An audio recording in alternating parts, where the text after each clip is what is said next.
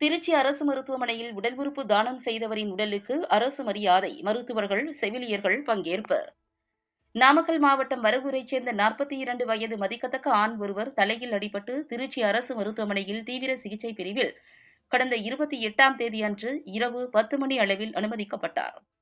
மருத்துவர்களின் தீவிர சிகிச்சைக்கு பின்னர் மூளைச்சாவு அடைந்ததாக மருத்துவர்களால் உறுதி செய்யப்பட்டு உறவினர்களிடம் தெரிவிக்கப்பட்டது.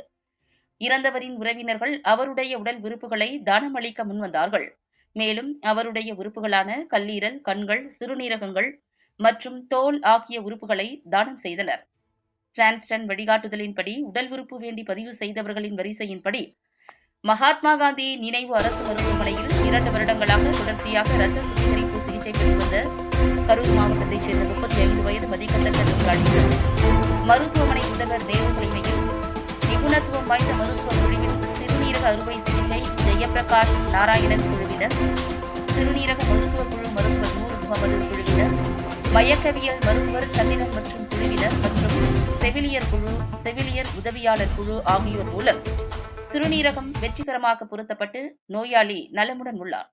இந்த சிறுநீரக மாற்று அறுவை சிகிச்சையானது நமது மகாத்மா காந்தி நினைவு அரசு மருத்துவமனையில் 27வது சிறுநீரக மாற்று அறுவை சிகிச்சையாகும். மற்றொரு சிறுநீரகம் தஞ்சாவூர் அரசு மருத்துவக் கல்லூரி மருத்துவமனையில் சிகிச்சை பெற்று வரும் ஒருவருக்கும், கல்லீரல் சென்னையில் உள்ள தனியார் மருத்துவமனையில் சிகிச்சை பெற்று வரும் ஒருவருக்கும், தோல் மதுரையில் உள்ள தனியார் மருத்துவமனைக்கும் வழங்கப்பட்டது.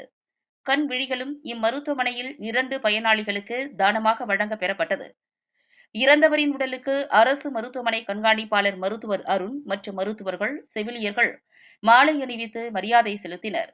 பின்னர் உறவினர்களிடம் உடல் ஒப்படைக்கப்பட்டது. திருச்சி அரசு மருத்துவமனையில் 18வது முறையாக மூளைச்சாவு அடைந்தவர் உடலில் இருந்து கல்லீரல், கண்கள், சிறுநீரகங்கள் மற்றும் தோல் ஆகிய உறுப்புகள் தானமாக பெறப்பட்டது குறிப்பிடத்தக்கது.